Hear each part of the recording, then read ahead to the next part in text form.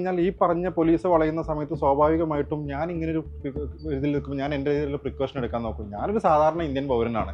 എന്നെ അറസ്റ്റ് ചെയ്യാൻ വേണ്ടി വന്ന് നിൽക്കുന്ന സമയത്ത് ഞാൻ എൻ്റെ സുഹൃത്തുക്കളായിട്ടുള്ള പാർട്ടി വൈസ് ആയിട്ടുള്ള സുഹൃത്തുക്കളെ വിളിച്ചിട്ട് എന്തെങ്കിലും ചെയ്യാൻ പറ്റുമോ എന്ന് ചോദിക്കുന്ന സമയത്ത് എനിക്കറിയാൻ പറ്റിയത് നമ്മുടെ കയ്യിൽ ഇതൊന്നും നിൽക്കൂല. ഇത് വളരെ സ്ട്രോങ് ആയിട്ടുള്ള ഒരു ഇൻഫ്ലുവൻസ് പോലീസിനുണ്ട്. നിന്നെ ഇന്ന് ജാമ്യം നാളെ കിട്ടുന്നതിന് മുമ്പ് അറസ്റ്റ് ചെയ്തേ പറ്റൂ എന്നൊരു കമ്പൽസറി ഇൻഫർമേഷൻ, അവൻ എന്തായാലും നിന്നെ അറസ്റ്റ് ചെയ്യും എന്നുള്ളത് എനിക്ക് കിട്ടുവാണ്.